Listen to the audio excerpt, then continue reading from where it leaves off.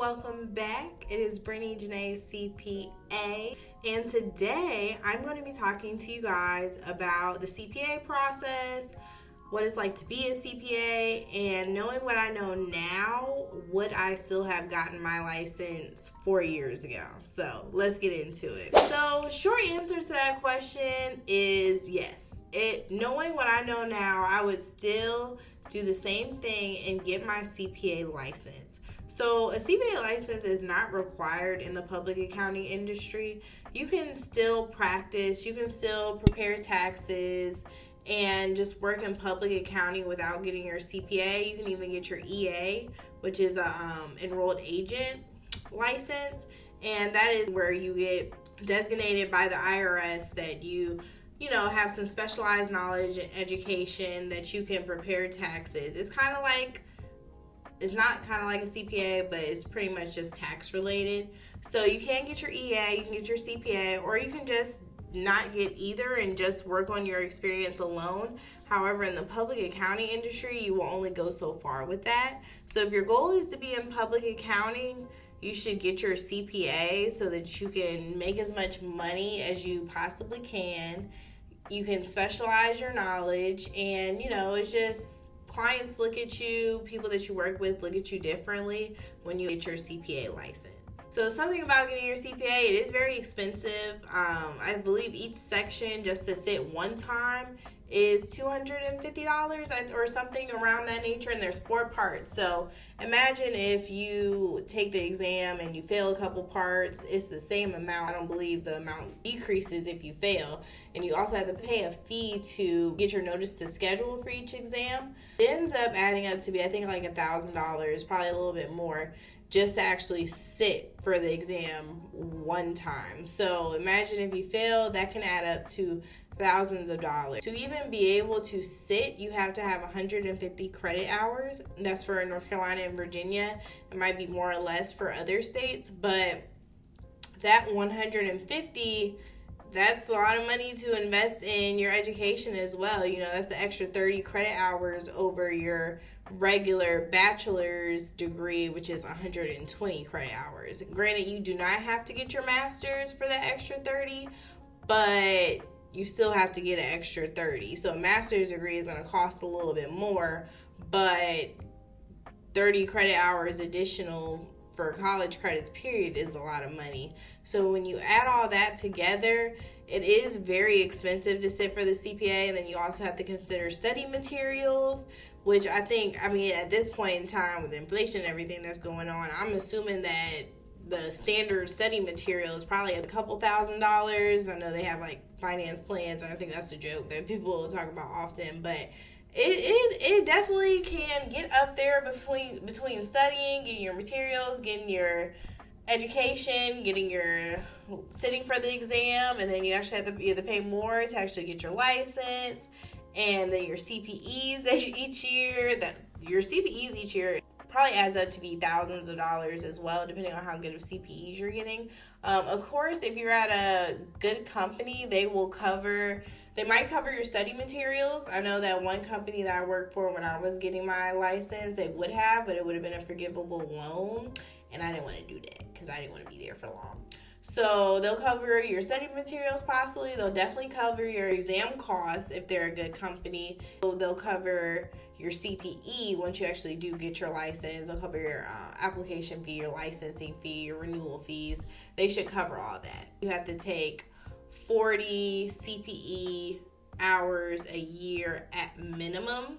And then North Carolina, Virginia, they have their own ethics that you have to take as well. So you do have to actually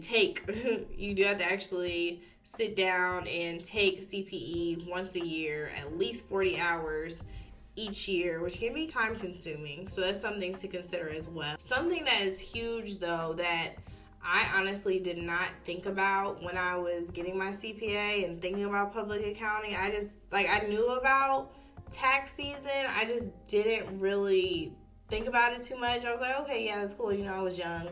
I didn't care about working. I wanted as much money as possible. So that's all I was thinking about. But actually being a CPA, and I've probably done about 7 tax seasons at this point, And it's a lot. Like, it really depends on where you're working, on how good or bad it is. But tax season it's intense. And I really think that is part of the reason why CPAs or just the public accounting industry is in a shortage right now of good talent, because people want that work-life balance. People are more concerned about, their families nowadays, which is great. And it is something that needs to be worked on in the public accounting industry, because tax season, let's say you're working at a big four, most likely, I'm assuming they work the most. But even when I was working at my toxic small firm, I was working like 70 to 80 hours on that last week. BDO, I was probably working the same, close to that last week of a deadline. But I know some big fours, you're working 80 hours through tax season. That's billable. So that's a lot on the body for 2.5 months in tax season, and then probably another 2 months in tax season part 2 in September and October. That is a lot on your body and on your mental well-being, and it cannot be fun sometimes. So I wish that I did know a little bit more about what tax season really is and what it entails before jumping in, just so I would know.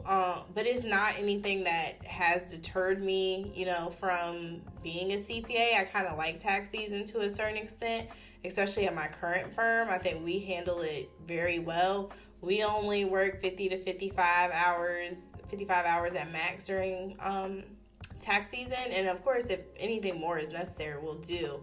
But we manage things very well to where we don't have to work that much. So, and then we have flexibility. We have tons of flexibility outside of tax season. My firm actually allows us to bank hours during tax season, which most firms I don't think do. I've never had that before. So yeah, something to consider in public accounting, being a CPA. If you're in tax, at least, I know audit, they have different busy seasons, I think, at least in my job they do. So I still think they do have their times where they work extra hours. It's just not tax season per se. So yeah, knowing that, I probably still would have did it, because the money is definitely worth it. That's the thing. The money can be very good. I know they told me, at least when I was in school, that whatever you're making as a staff for starting off entry level, by the time you make it to tax manager, you double your salary. And I've found that to be true for sure for me. I had 3 different accounting jobs, though. I worked at a small firm, a medium firm, and a large firm. I'm at a medium firm now, and at my small firm, I think I was making about 42.5, and mind you, this was in 2018, and then I bumped up to 61, I think, the most at my large firm as a senior. And now I just got, when I got my promotion, I just got bumped up to 120 as a tax manager. So yeah, as you can see, that's a huge jump between being a staff and being a tax manager. It usually takes 5 years to get to that promotion of tax manager. So it's very doable, but I believe in most firms, at least, you have to have your CPA to get to tax manager. I believe you can get promoted to senior depending on the firm, but tax manager, you have to have your CPA license to do. So that's where all the real money starts to come into play.